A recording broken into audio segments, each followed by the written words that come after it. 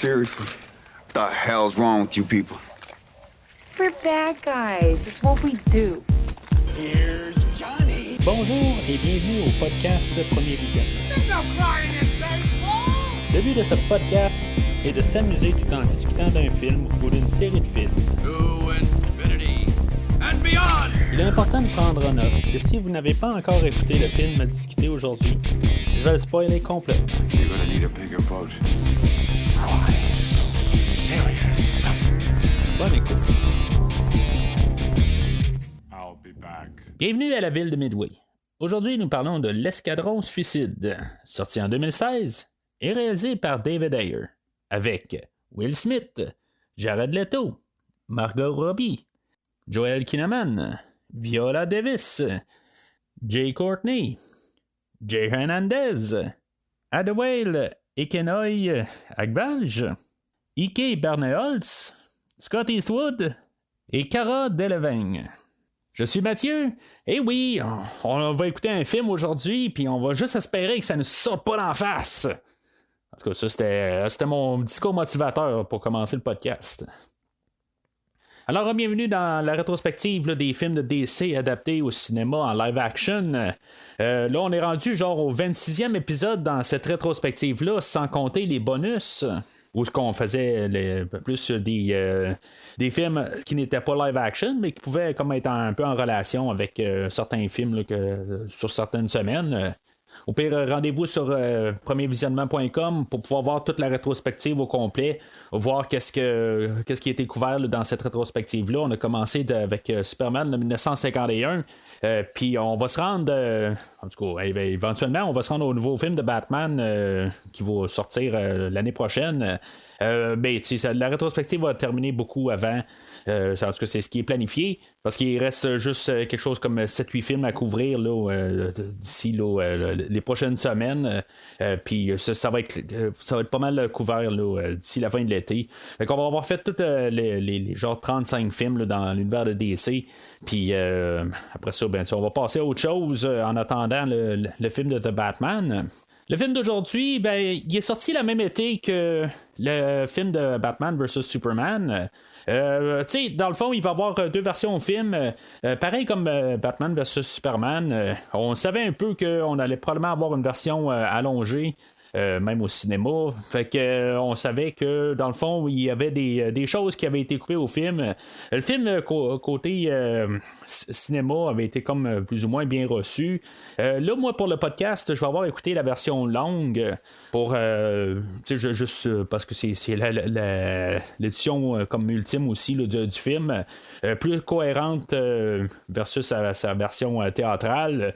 Je pense que quelque part tout le monde va toujours écouter là, la version longue comparativement là, pareil comme le film de Batman vs Superman que avoir la version théâtrale, je pense que ça sert absolument à rien là, quand tu achètes le coffret Blu-ray ou DVD, ils donnent les deux versions avec, puis la version théâtrale, je me demande s'il y a vraiment quelqu'un sur la terre qui s'est procuré là, un des coffrets, si maintenant il y a quelqu'un qui a écouté la version théâtrale à la maison, je pense que il doit y avoir à peu près 2 personnes là, qui doivent avoir fait ça là, au total. Fait que on va parler là, de la version longue, qui est la version plus complète de toute façon, puis qui est pas bien plus longue que la version théâtrale. Quand on parle de genre 11 minutes de plus, qu'est-ce que ça donne au film un peu? Je gardais un peu, puis dans le fond, on va parler un peu plus là, du Joker puis Harley Quinn, puis quelques petits détails dans le fond là, que ça change, mais en général, on fait juste plus élaborer l'histoire. Là, mais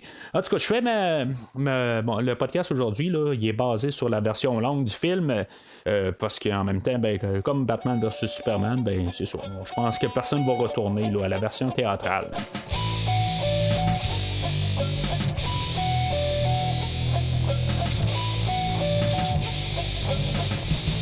Alors, le film d'aujourd'hui, son but un peu, c'est de changer un peu là, la vision là, qu'on a des super-héros. Là, on va amener, au lieu d'amener une gang de super-héros, bon, ben là, on va s'arranger pour amener juste des méchants. Puis qu'ils vont comme devenir un peu des bons au travers du film, là, mais tu sais, le but c'est plus de le point de vue commercial, là, c'est de mettre qu'on a juste des machins dans le fond, puis qu'ils n'ont pas de loi, puis que tu sais, c'est ça qu'on fait là, tu sais. On fait une genre de version de le Gardien de la Galaxie aujourd'hui, dans le fond. On est un peu la retombée de tout ça.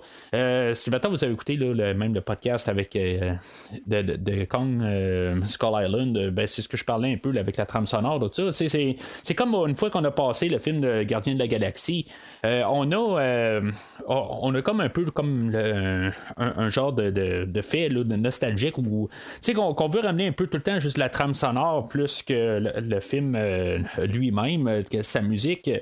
Puis c'est ça un peu qu'on a aujourd'hui. On a comme un genre de la version DC là, du film de Guardians of the Galaxy. C'est pas exactement la même affaire, point de vue histoire, tout ça, mais on a un peu le même principe. On a comme juste une gang, dans le fond, ils peuvent mourir n'importe quand, ou, je veux dire, c'est tout un peu des personnages un petit peu moins connus là, de l'univers général, mais c'est ça. Puis on fait juste les mettre là, dans le spotlight pour aujourd'hui. On va avoir aussi, on va essayer de s'arranger pour avoir une nouvelle introduction là, du Joker pour l'univers là, qui a été créé là, en guillemets par Zack Snyder. Mais ça se rajoute dans le fond à toute la gang. C'est juste pour quasiment avoir une tête d'affiche au film. Mais c'est ça, tout le restant là, est pas mal tous des personnages qu'on connaît pas mal moins de l'univers de DC. Puis c'est juste comme essayer de voir peut-être quel personnage là-dedans pourrait être attirant pour peut-être faire plusieurs films par la suite. Puis juste un peu se donner des idées. Puis en même temps, ben, c'est un film qui sert à comme un peu contrebalancer là, le côté sombre qu'on a eu là, avec l'Homme d'acier et Batman vs Superman, que ces films-là étaient pas mal assez sombres, étaient pas mal assez sérieux. Mais là, c'est ça, on va avoir un ton un petit peu plus léger. On va essayer quelque chose là, de vraiment là, pour contrebalancer avec l'univers là, qu'on a là, depuis 2 films, puis voir qu'est-ce qu'on peut faire avec ça.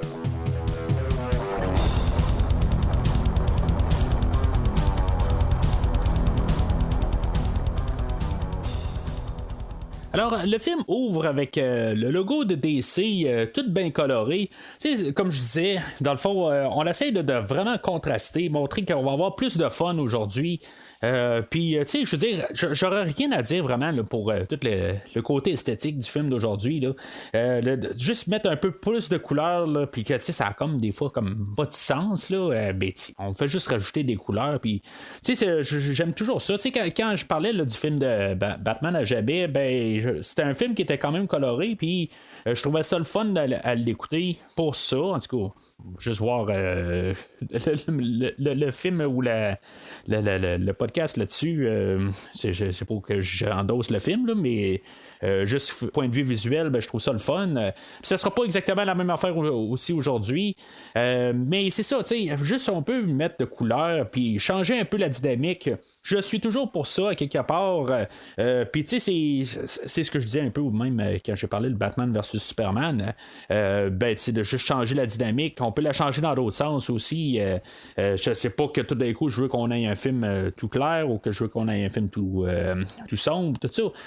Mais j'aime ça des fois quand on change un peu la routine un peu. Puis qu'on essaie quelque chose de nouveau. Je suis toujours. Je garde toujours normalement des nouvelles idées là, à bras ouvert. Puis c'est ça. Fait que, on le sent tout de suite déjà là, qu'on va avoir un film plus léger. Avec juste en voyant le logo de DC. On va ouvrir sur le personnage là, de Will Smith, Deadshot, que lui, il est en prison. Puis, on va avoir pas mal l'introduction de pas mal tous les personnages en partant. Le seul qu'on n'aura pas, c'est pas mal, dans le fond, le personnage qui va servir de juste pour prouver le point là, à Amanda Waller que ils ont une bombe dans la tête, puis si mettons, écoutent pas, ben ils vont la faire sauter. Puis il y a le personnage là, de Katana qu'il va apparaître plus tard, puis qu'on n'aura pas grand-chose là, sur son personnage, mais on va se concentrer là, sur nos bad guys au début du film. On va avoir l'introduction là, de Deadshot puis son histoire que dans le fond c'est un tueur à gages puis qui est super bon là, en train de tirer. Il fait genre des tirs impossibles. Puis c'est ça, fait que finalement ben, il y a un bonsoir qu'il est dans la rue, puis il y a sa fille, puis il y a une vie normale à part de ça, c'est juste sa job, c'est un tireur d'élite dans le fond, puis ou un tueur sur gage, puis il se fait pogner par le Batman. Fun de voir quand même un peu de continuité là, dans l'univers.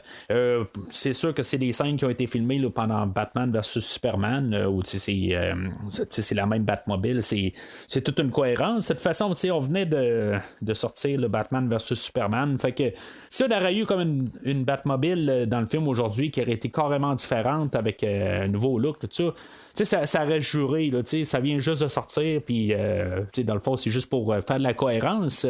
Mais des fois, on a le même univers, puis là, tout d'un coup, on arrive dans un autre film, puis on a quelque chose de carrément différent.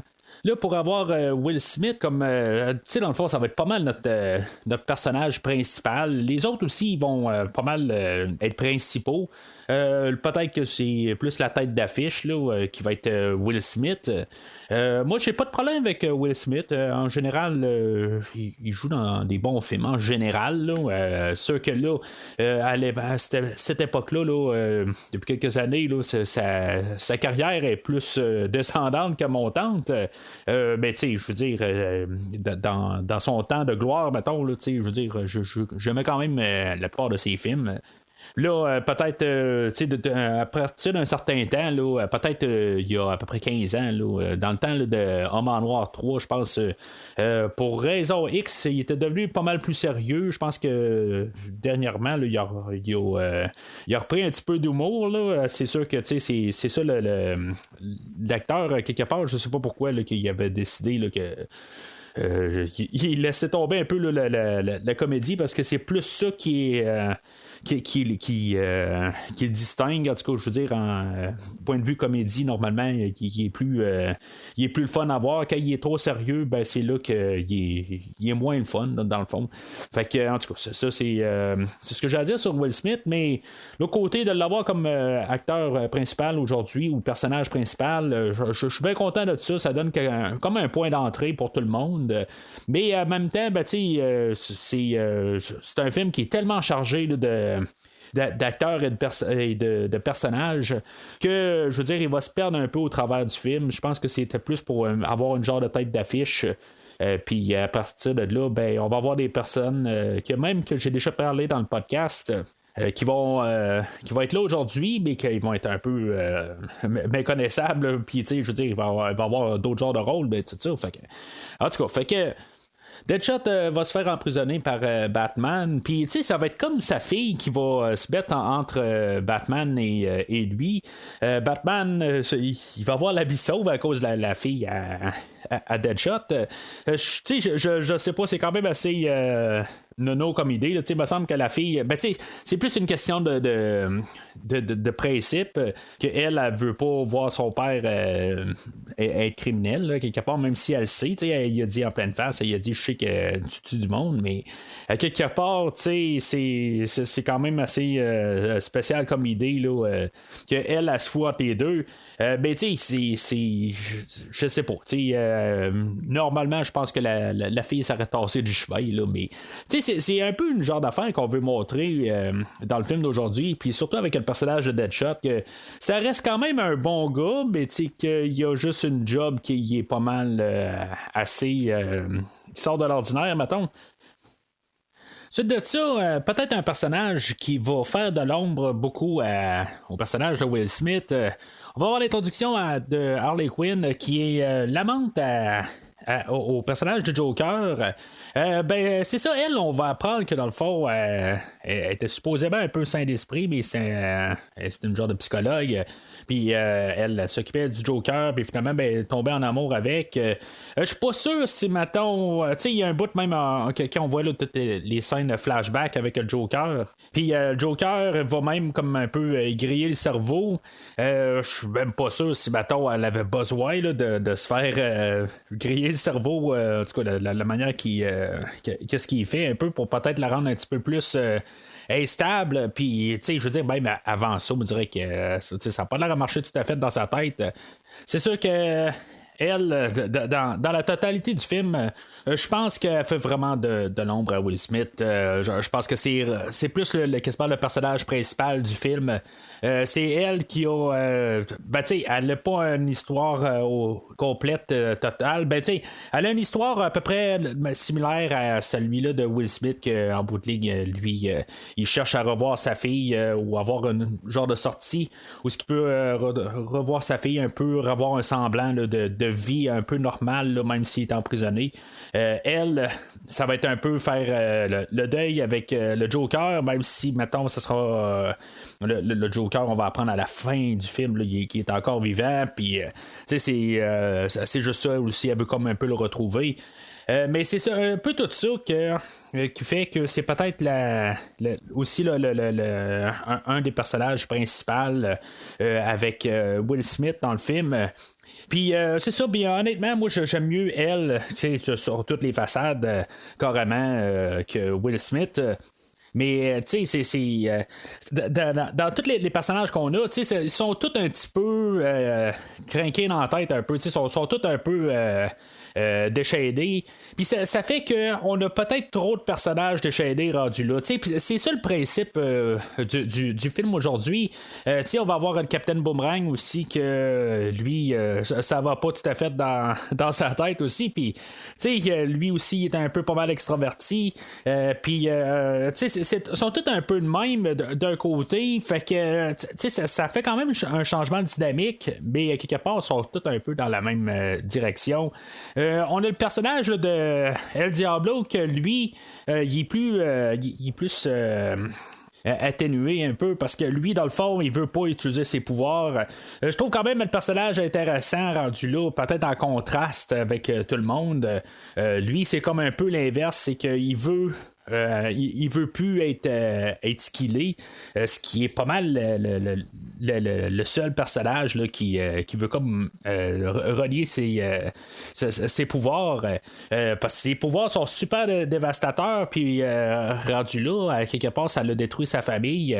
C'est un drôle de personnage quand même, comme pour apporter en contraste avec toute la gang. Quelque part, je me demande pourquoi quasiment qu'on l'a amené là, dans la gang, parce qu'il fait pas grand chose à part juste à la fin. Puis même pendant le film, je me demande pourquoi qu'on lui a pas fait sauter la tête là, puis au moins le menacer, dire si tu fais pas quelque chose, on va te faire sauter la tête là, tu sers absolument à rien là, dans l'équipe. En tout cas, ça, c'est ce que je vais me demander sur ce personnage-là, mais tu sais, je l'aime bien quand même avec ses qualités et ses défauts, tout ça. Je trouve qu'il est quand même assez solide. Il y a le Captain Boomerang que j'ai parlé aussi, que je trouve quand même à chaque fois qu'il est là, il essaie de captiver l'écran, qui est joué par Jay Courtney, qu'on a déjà parlé là, quand on a parlé de Terminator Genesis. Puis il est pas mal mieux en Captain Boomerang qu'en Kyle Reese dans le Terminator Genesis. On a le personnage de Killer Croc, qui est un genre de mutant qui sert pas à grand chose en bout de ligue là, on sait qu'il est un peu plus fort que la normale, mais il sert à quoi exactement? Il sert pas à grand chose, il sert juste à rajouter un personnage anormal là, dans la gang. Puis on va nous rajouter aussi le personnage de la sorcière dans l'introduction, où ce que elle, dans le fond, c'était comme un double personnage. Normalement, elle est comme normale, mais quelque part, elle a fait une genre d'exploration, puis en explorant là, tel endroit, elle est tombée sous l'emprise là, de l'enchanteresse, puis c'est comme elle peut changer de personnage. Ça va devenir comme notre méchant principal du film. Mais tu sais, toute cette histoire-là, je pense que ça va être quelque chose là, je vais en reparler là, quand on va être rendu à la finale. Là.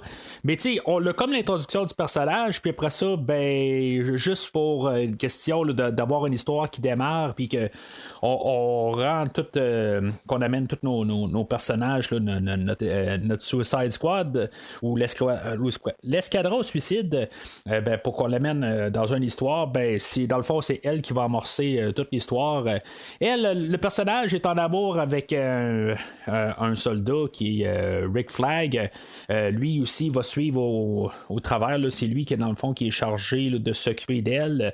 Puis c'est ça. Fait que ça nous amène pas mal là, à notre équipe. Toute notre équipe elle va être présentée là, dans le fond là, quand on va voir le personnage de Amanda Waller, que c'est elle qui a comme organisé là, ce plan-là. Le but là-dedans, c'est que le fait que Superman est mort, puis on sait que probablement qu'il y a d'autres êtres surhumains qui peuvent exister par la suite. Ben, Doomsday étant la preuve, Superman en étant la preuve aussi, ben on sait que probablement qu'il pourrait dans l'avenir avoir un autre problème là, avec un super humain. Fait que on se dit on va créer cette branche-là dans le gouvernement, puis avec eux autres, ben on va juste les contrôler parce que dans le fond, ils n'ont rien à perdre, puis on va leur implanter une bombe dans la tête, puis on va lui dire de faire quelque chose, puis c'est sous la menace. Ce personnage-là, je sais pas vraiment de quel côté le prendre. Je comprends un peu son point de vue. Elle va comme un peu. Batman va arriver à la fin, puis il va comme. Pas s'allier avec elle, mais il va être comme avec elle pareil. Mais le côté. Il y a au milieu du film où elle va tuer genre toute son équipe avec elle. Je trouve que ça fait que le personnage est plus un vilain que. Un côté du bon, puis après ça, à la fin du film, t'as Batman qui va comme s'allier avec elle. Dans le fond, Batman va avoir de l'information à la fin, puis c'est compréhensible qu'est-ce qu'il fait avec elle, mais l'autre côté, c'est juste que c'est quand même assez. On joue un peu sur deux façades avec ce personnage-là. Batman peut-être pas au courant ou quelque chose de même, mais il sait probablement qu'elle n'est pas tout à fait clean. Mais en même temps, il faut un personnage de même pour pouvoir contrôler une équipe de même qu'à quelque part, il faut qu'elle soit de sang-froid, puis que si elle doit éliminer quelqu'un, elle va le faire. Alors, l'histoire, elle enclenche quand le personnage là, de June Moon, qui devient l'enchantresse quelque part dans son sommeil, elle summon l'enchantresse. Puis l'enchantresse, elle va se sauver de sa chambre sous le regard de Rick Flag. Puis, elle va... aller, elle, comme genre ressusciter son frère, puis elle va, je sais pas exactement, là, elle va trouver son âme là, qui était dans quelque chose, puis elle va ressusciter son frère qu'elle va transposer là, dans un autre corps. Puis dans le fond, elle, le plan là-dedans, c'est que on a vu que son cœur, ou qu'est-ce qui la garde comme réelle ou vivante, c'est Amanda Waller qui l'a dans un genre de valise. Puis dans le fond, sous l'emprise de ça, Amanda Waller a réussi à la garder sous son emprise. Puis c'est ça, fait que elle, le côté, l'enchantresse, en faisant revenir son frère, elle peut utiliser son frère pour que lui s'arrange pour que l'enchantresse ressorte là, de là. Ils vont, lui, son frère est comme super pouvoir. Il a des super pouvoirs là. Puis c'est ça, il va arriver comme dans un subway, puis après ça, il va faire le chaos là-dedans. Puis là, on va se dire, on a maintenant un super humain à régler son compte. Fait qu'on va envoyer tout notre escadron suicide. On va envoyer juste une partie de l'escadron suicide, excusez, j'ai de la misère à le dire. Puis on va envoyer Rick Flag et l'enchantresse. Puis dans le fond, ils sont tombés dans le panneau. Je sais pas exactement pourquoi on a décidé qu'on envoyait juste l'enchantresse pour régler ce problème-là, mais c'était ça un peu le plan de l'enchantresse, qu'elle se fasse envoyer, puis que finalement, une fois qu'elle est réunie avec son frère, est capable là, il fait comme lui mettre un sortilège sur elle, puis qu'elle réussit à rester sur place. Puis là, ben, c'est pas mal là qu'on laisse nos personnages jusqu'à la fin du film. Ces personnages-là étaient là juste pour créer le restant du film. On les voit un peu partout, là, mais ils servent absolument à rien à part de ça. Là, ils réapparaissent pas. Ils vont prendre la population de la ville là, de Midway, ils vont les transformer en genre de monstres, puis c'est ça, dans le fond, c'est juste pour qu'il y ait du monde à attaquer là, notre escadron suicide. Puis c'est tout. Là. Fait que notre escadron suicide, elle se prépare finalement là, sans le personnage de Moon, là, parce que c'est justement transformé. Puis là, ben, c'est là que le Rick Flag va se rajouter à eux autres, comme pour garder le contrôle sur le groupe. Puis là, ben, on va rajouter aussi 2 personnages. Le personnage de Katana, qu'on ne saura pas vraiment grand-chose sur elle. Puis on va rajouter le personnage aussi de Slipknot, que, tu sais, dans le fond, c'est sûr, comme j'ai dit tantôt, il va servir juste à montrer le point là, que la bombe qu'ils disent qu'ils ont dans la tête, ben, est vraiment active, là, puis ils peuvent vraiment mourir. Moi, honnêtement, tu sais, je sais pas, on aurait pu peut-être y montrer quand même une introduction pour que ça nous fasse aussi, tu sais, c'est comme un peu trop évident rendu là que quand il va arriver là, dans la ville de Midway, puis là, il y a Captain Boomerang qui va arriver, puis il va dire, ben, je pense que c'est pas vrai, là, la bombe dans la tête, tout ça, puis t'es-tu game qu'on essaie de se sauver de là, tout ça, puis tu sais, c'est comme évident que Slipknot va mourir là. Fait que tu sais, c'est comme un peu nono rendu là. Je trouve que ça aurait eu plus d'impact si, mettons, il aurait donné une introduction au personnage, que tu sais, ça aurait été au pire le Captain Boomerang là, qui se fait sauter la tête aussi, ou n'importe quoi, tu sais, qu'on ait un peu un sens là, de juste comme, hey, ok, non, c'est vrai, on vient de nous saisir, là. Puis je pense que c'est un erreur quelque part de juste amener un personnage là, à la dernière seconde, puis que finalement, ben, il ne sert pas à grand chose. Même le personnage de Katana aussi, je pense qu'on aurait dû avoir une introduction propre. Elle fait juste se pointer, et dans le fond, c'est le garde ou une personne qui est là plus pour être comme le garde du corps à Rick Flag, mais tu sais, ça aurait été le fun là, qu'on ait un petit peu plus là, qu'on sache un peu plus c'est qui ce personnage-là. Parce qu'honnêtement, là, je pense que tous les personnages, je les aime tous à un certain degré. Il y en a pas que j'aime pas vraiment. Il y a juste le personnage de Katana, je pense qu'il arrive comme un peu trop à la dernière seconde, puis pareil pour le personnage de Slipknot. Je veux dire, dans le fond, je m'en fous bien raide de ces 2 personnages-là, parce qu'ils ont comme pas été incorporés correctement dans l'histoire. Fait que c'est ça, rendu à la ville de Midway, c'est après que Slipknot soit exécuté, ben c'est ça, on a une attaque de monstres, comme j'ai dit, dans le fond c'est la population qui est transformée en genre de monstres là, ou de, je sais pas, c'est des êtres qui sont ressuscités dans le peuple, je sais pas exactement c'est quoi là, mais ça fait juste faire des personnages ou juste des Stormtroopers, n'importe quoi, pour attaquer là, notre escadron suicide. Puis tu sais, on a comme 2 scènes de ça. On a une scène là, dans la rue, puis tu sais, dans le fond, on trouve juste pour voir nos personnages en action. C'est le fun, là, je veux dire, c'est juste comme du popcorn rendu là. Puis après ça, ben, ils arrivent à la bâtisse où c'est comme leur mission de se rendre là.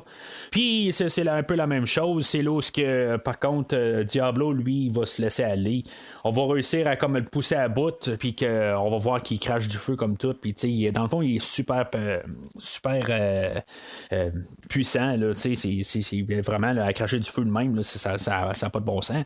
Fait qu'il rentre dans l'édifice, puis finalement, ben, c'est ça, on a la révélation que on voulait pas nous le dire, mais que finalement, où ce qu'il devait se rendre, c'est de réussir à sortir Amanda Waller de sur place.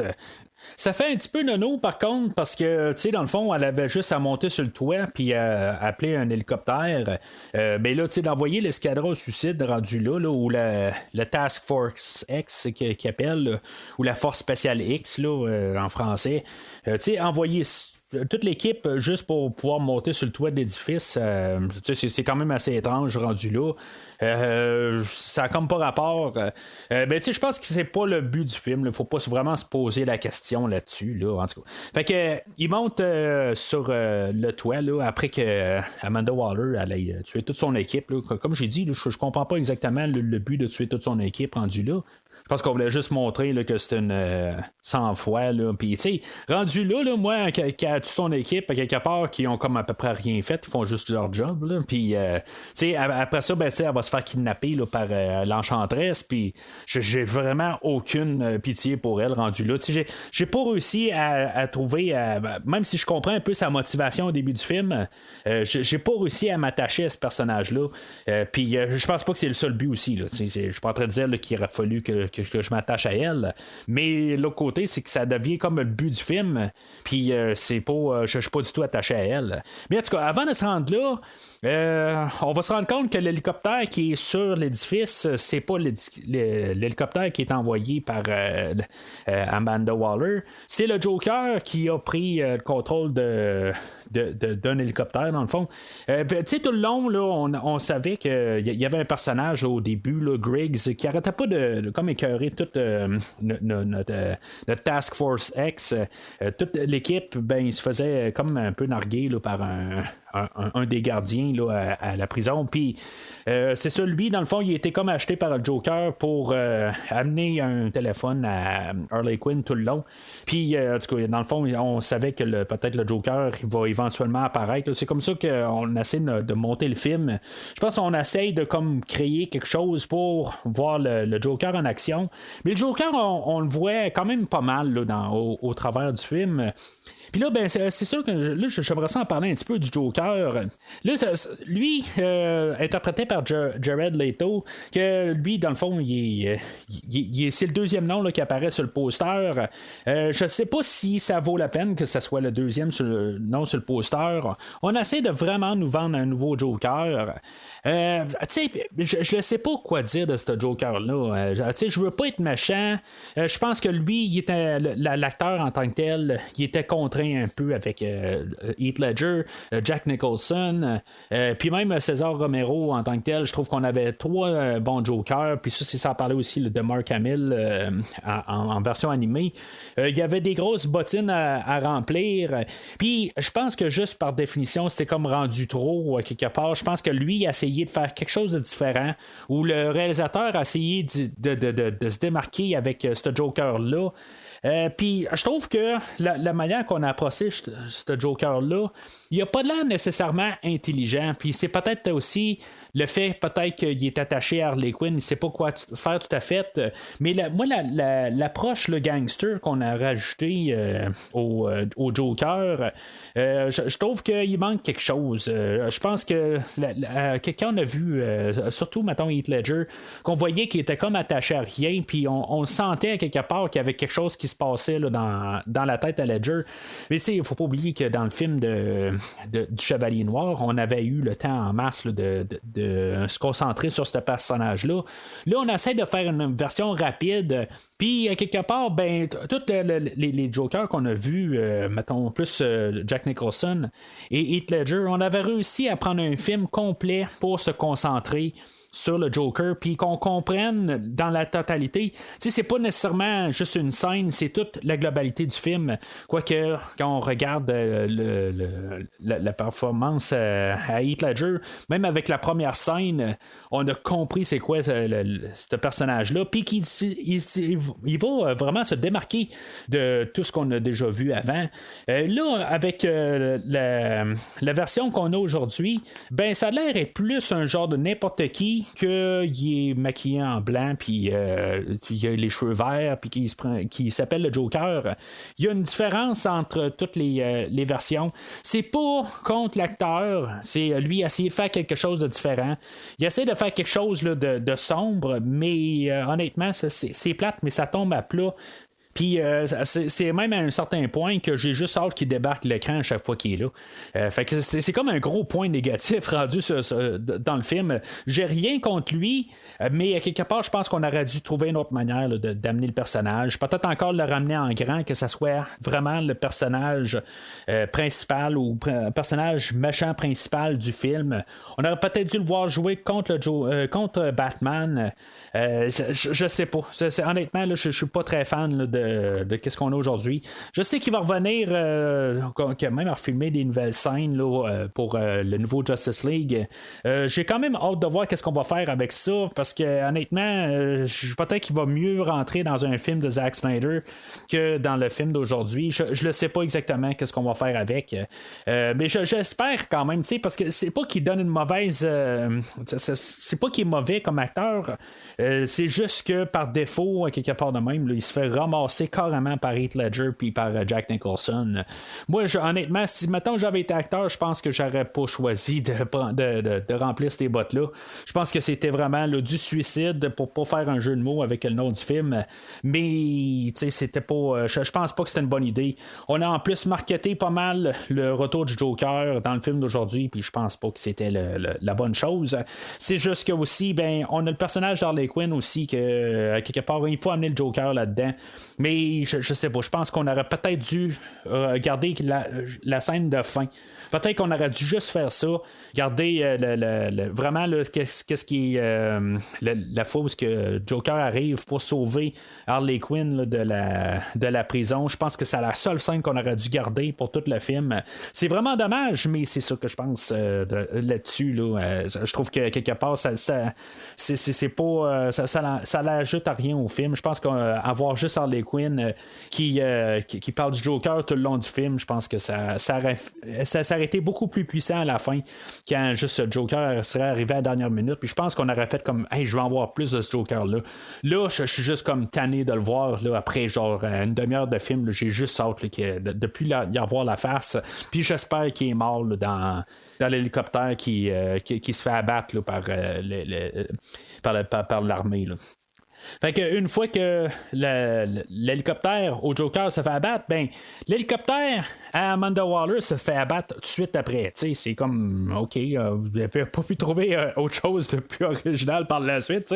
Ben, je pense que c'est plus drôle rendu là. C'est vraiment on vient d'en revivre la même affaire. C'est Amanda Waller a fait faire descendre un hélicoptère, puis finalement ben, son hélicoptère aussi se fait abattre. Là, c'est juste un petit peu drôle rendu là.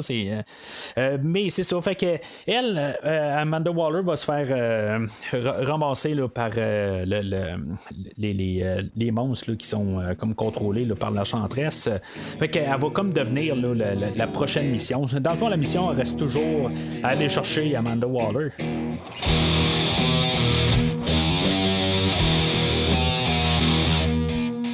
Alors, là, on est laissé avec notre escadron suicide.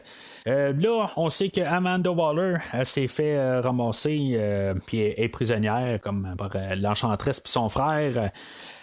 Puis aussi, le cœur de l'Enchantresse, finalement, a été récupéré aussi. Fait que l'Enchantresse, elle peut comme vivre sans son frère. Là, on a comme un petit moment de pause où on va aller dans un bar puis on va avoir comme un petit moment là, pour les petits bouts d'histoire qu'on connaissait pas exactement là, de nos personnages. Ben, on va comme un peu élaborer, là, puis on va comme mettre ça sur table là, pour vraiment là, arriver à la finale, puis qu'on sache c'est qui tous nos personnages, puis s'il y en a qu'on aime plus ou pas, tout ça. Ça va être aussi la scène où on va comprendre là, pourquoi que Diablo, vraiment, là, il veut pas utiliser ses pouvoirs, parce que dans le fond, c'est ça, il a décimé toute sa famille. Ça l'arrive un peu à la dernière minute, mais dans le fond, ça va être lui qui va pour réussir comme à enclencher la fin. Puis, tu sais, il y a le personnage de Rick Flag, que lui, dans le fond, il va comme. C'est lui qui, comme avec Amanda, ben, il y a comme toujours le bouton sa gâchette pour faire sauter la tête à tout le monde. Ben, lui, à quelque part, c'est ça qu'il va l'admettre aux autres. Là, les autres le savaient pas. Ben, que lui, dans le fond, il est en amour avec le personnage là, de June Moore, qui est Moon, excusez, qui est le personnage de la centresse. Fait que, tu sais, ça émet quelque chose là, de plus dans la gang. Je sais pas, à quelque part, il y a comme tout le temps un genre de conflit entre Deadshot et Rick Flag tout le long du film. Puis c'est là que, quelque part, ben, Deadshot va arriver puis va dire bon, ben, regarde, c'est beau, regarde, je te comprends un peu tout ça. Puis on va comme avoir un genre de trêve entre les deux. Là. Le personnage de Rick Flag, lui qui est interprété là, par Joel Kinnaman, qui a fait là, le reboot de Robocop, que j'ai déjà parlé, là, mais pas au podcast. Là, j'avais parlé sur la chronique Versus avec Christophe. Puis en tout cas, tout ça, honnêtement, là, je trouve que c'est. Je sais pas, je ne traite pas nécessairement là, sur ce personnage-là. C'est peut-être aussi le côté acteur. Je pense que c'est peut-être l'acteur qui suit moins avec tous les acteurs qu'on a. Puis même Jared Leto, là, qui fait le Joker. Je pense que vraiment, le personnage de Rick Flag, lui, dans le fond, il faut qu'il soit comme un peu le plus terre à terre dans tout ça, mais je pense que Will Smith est le plus terre à terre dans la gang. Fait que, tu sais, d'avoir un peu d'eux là-dedans, je sais pas. Quelque part, on aurait dû comme quasiment de se débarrasser de ce personnage-là rendu là. Ça fait un peu là, un débalancement là, dans toute l'équipe. Fait que à partir de là, ben, on a comme notre escadron qui est tout uni à quelque part. Puis là, ben, ils ont décidé qu'ils vont aller sauver tout ensemble Amanda Waller. Que, à mon avis, ben, on aurait dû s'arranger qu'elle meure. Puis après ça, on va arrêter l'enchantresse. Je pense que ça aurait été le choix quasiment plus logique. Là, pour que, en tout cas, c'est comme je dis, Amanda Waller, je pense qu'elle est instable un peu aussi. Là, mais c'est juste qu'elle est en position de pouvoir dans le gouvernement. Mais je pense que dans le fond, là, c'est une pourriture rendue là. Puis en même temps, là, ben, moi, là, destruction, là, je suis pas vraiment pour ça. Je veux dire, quelque part, là, fais ci, sinon, là, moi, là, c'est vraiment pas mon genre. Là, je veux dire, regarde, c'est fait, là, c'est tout. Je pense que c'est ça que j'aurais fait. Ça, mettons, elle aurait commencé à me menacer avec une bombe dans la tête. Ben, j'aurais dit, garde, fais-la donc sauter ma tête. Rendu là, ça aurait été pas mal ma mentalité. Moi, là, des niaiseries, là, d'envoyer du monde, là, puis tout le temps être sous la menace, là.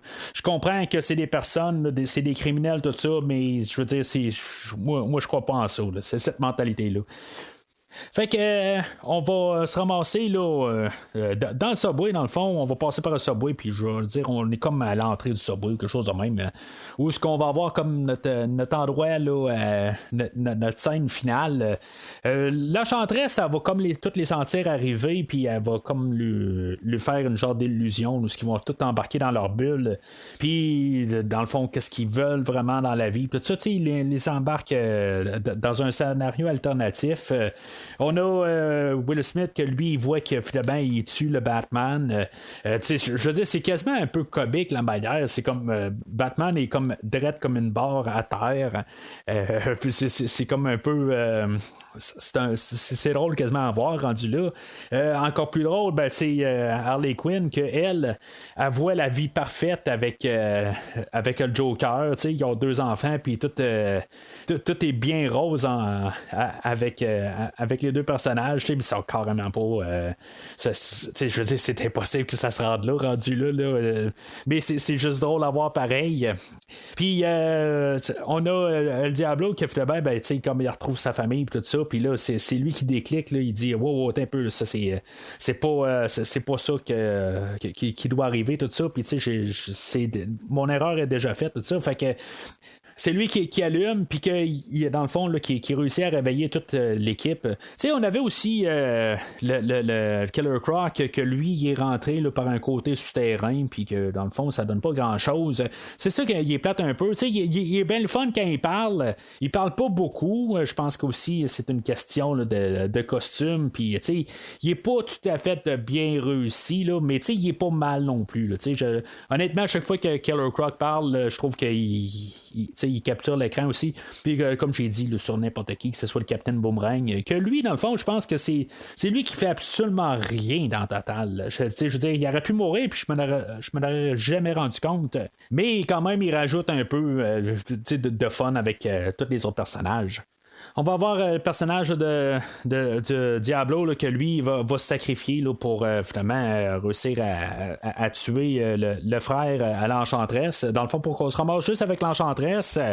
Puis tu sais, c'est ça que je dis à quelque part. Ça aurait été peut-être le fun aussi d'avoir un autre personnage, tu sais, comme Slipknot qui meurt. Là, ben, peut-être qu'on aurait pu en avoir un autre qui meurt à mi-chemin, quelque chose de même.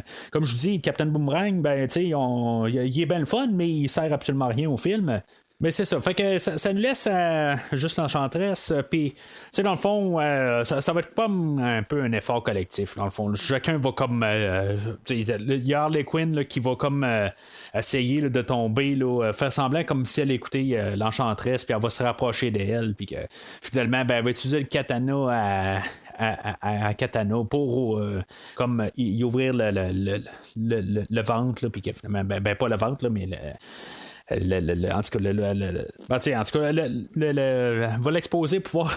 Elle va couper pour pouvoir qu'on puisse aller chercher le cœur qui la garde comme en vie. Puis, il va y avoir Deadshot là-dedans qui va faire un tir. Puis là, sa fille va apparaître en face de lui, comme pour il se poser des questions. Je veux dire, ça a comme pas rapport que sa fille réapparaisse. Au début, ça avait un sens par rapport de tuer quelqu'un. Ça avait rapport avec quelqu'un qui était en face du Batman. Là, dans ce cas-là particulier, que sa fille apparaisse, ça n'a pas de sens. Peut-être que c'est un genre de manipulation de l'enchantresse, ça va, mais ça n'a pas rapport tout à fait à la fin, si mettons c'est lui qui se pose des questions, parce que techniquement, c'est un peu ça aussi qu'il a rentré en prison, tout ça, mais tu sais, je sais pas, je trouve que ça, on cherche un peu à mettre du drame, mais ça, cette partie d'histoire-là n'a pas rapport pour empêcher Deadshot de tirer. Peut-être qu'il aurait dû mettre sa fille en face de lui, puis là, qu'il se pose vraiment des questions s'il doit tirer ou pas.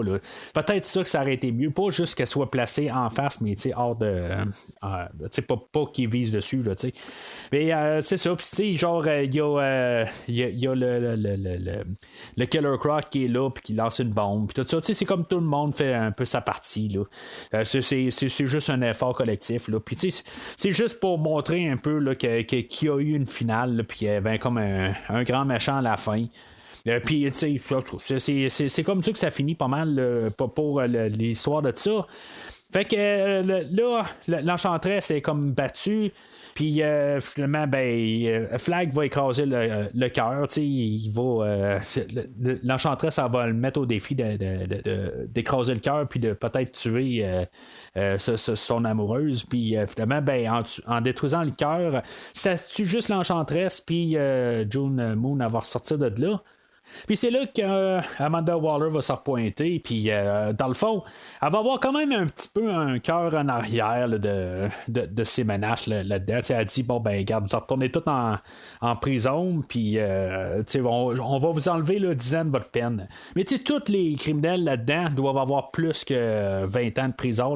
Ça doit être toutes des prisons à vie, je veux dire, fait que ça sert absolument à rien, comme ça vaut absolument.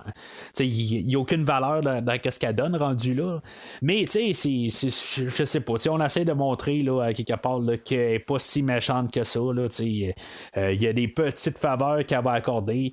Finalement, on va avoir le personnage de Deadshot qui va avoir le droit de voir sa fille, puis tu sais, Harley Quinn avait demandé une machine espresso, puis on va la voir, la machine espresso, elle peut avoir ça, puis il y a une télé dans la chambre à Killer Croc, il y a toutes des affaires un peu de même que dans le fond sont mieux gardés en prison. Mais je veux dire, c'est un petit peu n'importe quoi.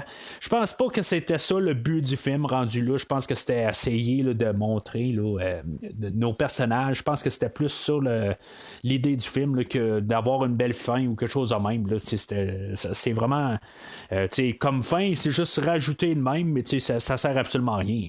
Fait que il y a une dernière scène avec le Joker qui va sauver Harley Quinn. Comme j'ai dit tantôt, ça aurait dû être juste comme la scène, peut-être qu'on voit le Joker à cet endroit-là. Je pense que ça aurait été la meilleure affaire à faire. On aurait pu dire qu'on voit juste le Joker à la fin, mais je pense qu'honnêtement, ça aurait été le meilleur choix. Puis là, on saute dans le générique tout coloré, puis ça boucle la boucle du début du film où on voyait tout le logo coloré, puis c'est ça qu'on voit à la fin. Puis c'est correct, c'est le fun à voir. C'est tout le temps sur un écran HD, je trouve que les couleurs, c'est le fun. Plus il y a de couleurs, plus c'est le fun.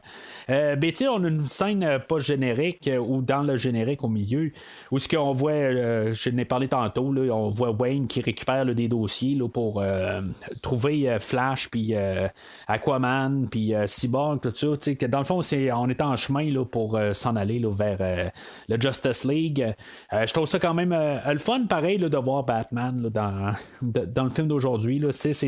Ça rajoute un peu de 3 dimensions. On sait qu'on est dans un univers.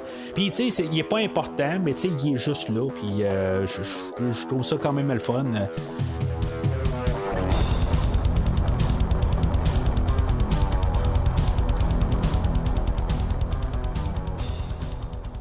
Alors, en conclusion, c'est pas un film qui fait mal, c'est pas un film qui est fun nécessairement à revisiter. Je pense que c'est ça un peu le problème du film aujourd'hui.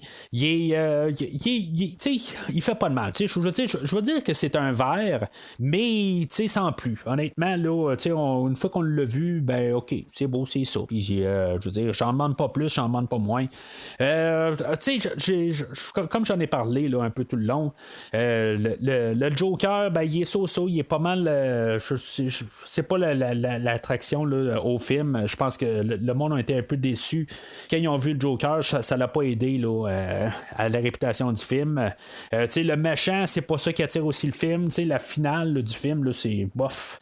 Ça finit, puis ça, je veux dire, on s'en fout. Ok, bon, c'est bon, on a tué le méchant, puis on en retourne dans notre prison, puis dans notre cellule. Sauf que l'effet visuel du film, c'est ce qui rend un peu quand même intéressant à écouter le film. Je veux dire, il est toujours coloré, puis il y a toujours des affaires à voir, puis on s'efforce là, de faire une expérience visuelle. C'est un film, c'est normal, on fait une expérience visuelle, puis c'est ça qu'il faut. C'est pas un livre. Un livre, ben, tu fais une expérience mentale, ben c'est ça, c'est un film, puis on s'arrange pour que ça soit le plus visuellement attrayant, mais ça sert pas à grand chose en bout de ligne. Il y a rien à partir de là. On essaie de trouver là, une histoire là, très basique là, pour avoir nos personnages, puis tous les personnages sont le fun. Je veux dire, honnêtement, je pense que chaque personnage, la manière qu'ils sont apportés à l'écran, je les aime pas mal toutes. En tout cas, je n'ai parlé là, de chaque personnage tantôt, mais en général, là, je les aime toutes partout. Là, ils ont tout quelque chose là, à apporter chacun. Des petites nuances, tout ça. C'est peut-être un peu trop, tout le temps, un petit peu trop débile, ou un peu sont un peu fous dans la totalité, mais c'est ça qu'on voulait apporter, là, quelque chose de bien différent. En préparation, j'en ai pas parlé, mais j'ai refait la même expérience que j'ai faite dans le fond quand le film est sorti originalement au cinéma. J'ai refait exactement la même affaire. La journée avant que le film sorte en 2016, j'avais écouté un film là, qui s'appelle Batman Assault on Arkham pour avoir un peu une introduction rapide au Suicide Squad. Puis, je m'étais rendu compte comme qu'un peu, c'est un peu pas mal la même affaire. C'est une bande dessinée là, de 1h15. Puis, c'est pas exactement la même affaire, là, mais les principes sont là. Le Suicide Squad n'est pas exactement la même gang, mais il y a Harley Quinn, Deadshot est là. Puis, Killer Croc est pas là, mais il y en a un autre là, que c'est un requin à la place. Là, c'est un peu tout le même principe en gros, mais c'est pas tout à fait les mêmes personnages, mais ça revient au même final. Mais c'est ça qu'en bout de ligne, je veux dire, pour le film là, de Batman en Assault on Arkham, il y a plus de Batman naturellement, c'est une histoire de Batman, mais je trouve qu'en 1h15 on va trouver plus de fun, puis on va avoir pratiquement le même film mais en condensé en 1h15, puis je pense que c'est quasiment c'est plus le fun à écouter que le film d'aujourd'hui. Mais le film d'aujourd'hui, comme je dis, je donne un verre. Si vous n'aimez pas là, les comics, ben ça par défaut, ben vous allez mieux aimer le film d'aujourd'hui. Mais quelque part là, c'est bien beau voir des couleurs puis voir des effets visuels, mais pour 2h15 c'est un peu long. C'est pour ça qu'à quelque part j'y donne un verre. C'est pas la pire affaire qu'il y a, puis c'est écoutable. C'est juste qu'il manque quelque chose. Là, je sais que le prochain film là, de Suicide Squad, on va comme un peu renier ce film-là ou quelque chose de même. Là, je l'ai pas vu encore, mais je sais que ça sera pas le film d'aujourd'hui. On va avoir, justement, comme je parlais au début, on essayait là, de comme avoir une riposte à Guardians of the Galaxy. Ben, le prochain film va être réalisé par le gars qui a fait Guardians of the Galaxy, James Gunn. Puis, à ce que je sache, il y a beaucoup de personnages qu'on a aujourd'hui qui vont pas revenir. Il y en a, oui, il y en a pas. En tout cas, je sais pas, c'est un genre de suite, mais pas une suite. Je sais pas exactement qu'est-ce qu'on va faire avec ça, là, mais en tout cas, ça sera pas dur de faire un film meilleur que le film d'aujourd'hui. Mais en même temps, tu sais, j'ai vu qu'est-ce que je voulais avoir aujourd'hui, en gros. Ce qui est plate, c'est que je voulais pas vraiment avoir un nouveau Joker, puis là, ben, on l'a comme forcé d'en face, puis je pense que c'est un peu là, ça sortait un peu le marketing à quelque part, puis je pense que, comme j'ai dit, là, on l'aurait mis juste à la fin, puis je pense que ça aurait été parfait. Là. Ça nous aurait, juste par la sensation qu'on aurait voulu en avoir plus, puis on aurait été satisfait sans le savoir. Là, fait que, en tout cas, c'est ça un peu le film d'aujourd'hui. Puis, tu sais, le visuel, puis le côté artistique, tout est comme un peu trop développé. Tu sais, les fusils à Harley Quinn, puis au Joker, là, quand on regarde, là, on a les flashbacks, tout ça, c'est comme super développé. C'est peut-être un peu trop rendu là. Tu sais, c'est trop. Là, tu sais, c'est une bande dessinée qu'on a mis à l'écran. Mais, tu sais, à quelque part, c'est le fun d'avoir une fois, mais, tu sais, c'est sans plus, peut-être. Ça frôle le jaune, là, le film aujourd'hui. Là. Mais, tu sais, c'est pas aussi pire là, qu'est-ce qu'on en entend parler des fois, là, qu'on dit que, bof, c'était assez médiocre. C'est pas médiocre, c'est juste que l'espérance là, ne vaut pas là, le produit fini. Là. Alors, c'est pas mal tout pour aujourd'hui. Au prochain podcast, ben, on va parler de Wonder Woman, le premier, là, j'ai pas vu la suite. On va parler le film, c'est un prequel, je pense en tout cas il se passe dans le temps là, de la Première Guerre mondiale. Ça fait un petit bout que je l'ai écouté, dans le fond, je l'ai vu au cinéma, puis je l'ai vu une couple de fois là, à la maison, mais j'étais un peu, je me rappelle plus exactement de tout le film au complet. Mais en tout cas, je veux dire, on va en reparler en long et en large la semaine prochaine. Mais entre-temps, ben, gênez-vous pas là, de suivre le podcast Premier Visionnement sur Facebook et Twitter. Dire votre opinion sur Suicide Squad. Puis même au pire, parler aussi là, de Batman Assault on Arkham. C'est-tu vraiment la meilleure alternative au film d'aujourd'hui? Je veux dire, est-ce que ça vaut la peine de les comparer les deux ensemble? C'est quelque chose d'un peu différent, mais c'est pas mal similaire. Là. C'est vraiment la même histoire de base. Mais c'est ça, gênez-vous pas d'en parler là, sur le Facebook ou les Twitter de ce monde. Mais d'ici là, si vous avez besoin de moi, allumez le matinal.